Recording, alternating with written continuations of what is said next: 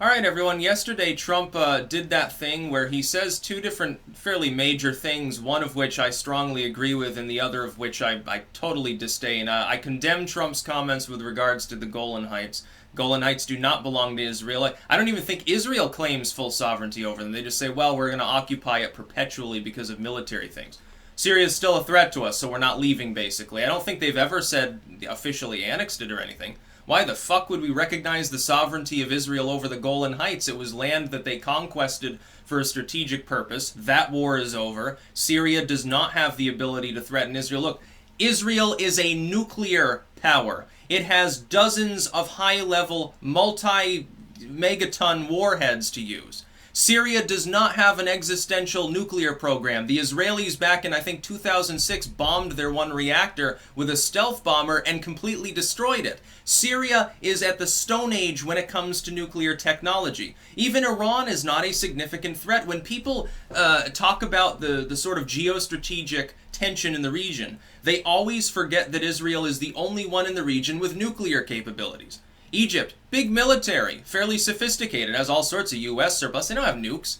Turkey, same thing. One of the top 10 militaries in the world. One of the best that doesn't have nuclear weapons behind it. Even nuclear powers don't really want to antagonize them too much because they control the fucking Bosphorus. They don't have nuclear weapons. They're not a threat to a nuclear state.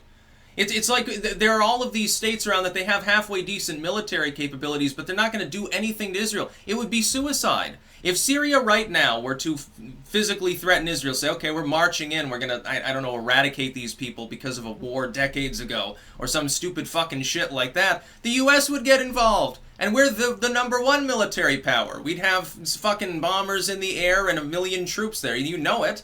You know, look at how our representatives and our senators operate with regards to this. They can't pass a domestic budget. They can't defend the border. They can't do buttfuck anything except they unanimously vote over and over to keep funding this one particular state because of its military importance.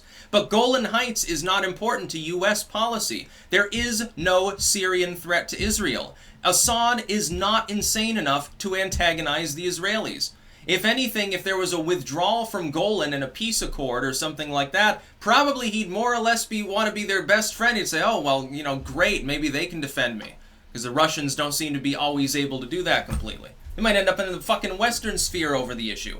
Assad's not some hardline Sharia nut or anything like that has like, you know, anti-Semitic beliefs in mind or something.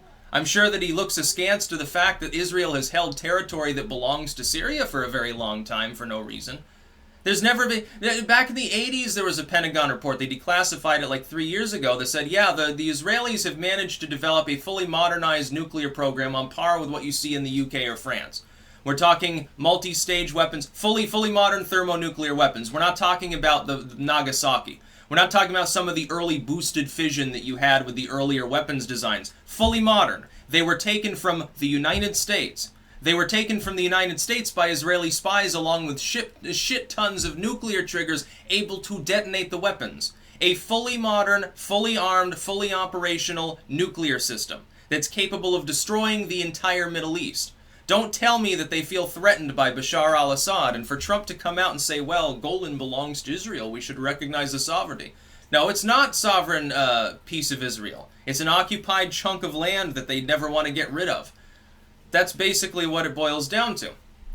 But then Trump said something that I happen to agree with. And again, you got to give people credit when they say something good and criticize them when they're wrong. Like, it would be such a terrible idea for Trump as well, but to stick his dick in that scenario, to try to officially move to recognize Golan as part of a state that never owned it.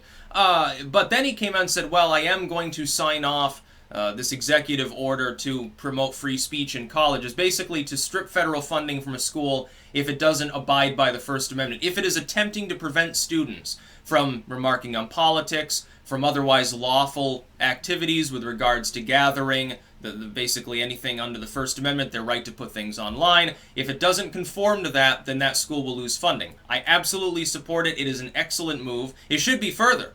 He should do that to Silicon Valley and say, okay, we're also going to strip subsidies and grants and preferable tax status and even funding for states that do these things. We're going to strip that from groups that engage in human communication. They're platforms, basically, that censor people for things other than, as applicable by U.S. law, like, slander, terroristic threats or something. I think he should go further and do that. That would win him back the support of the alt media, by the way, that's been slightly waning over time because he seems reluctant to take up the issue. I'm very happy to see millions of U.S. students protected by the First Amendment that should be construed as protecting them anyway.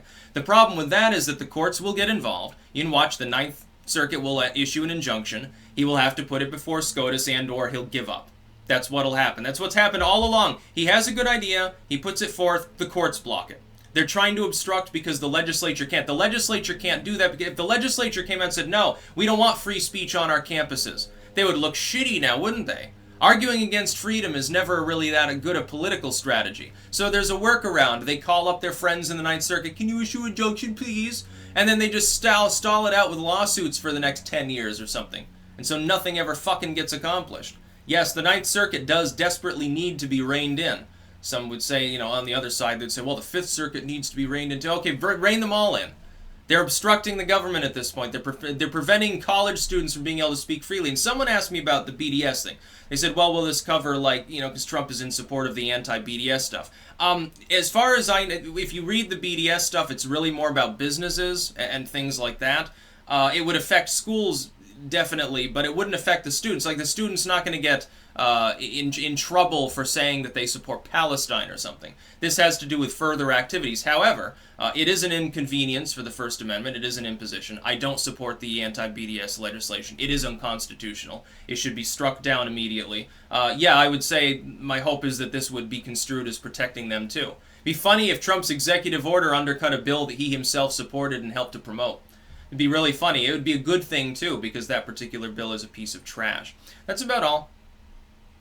Peace out.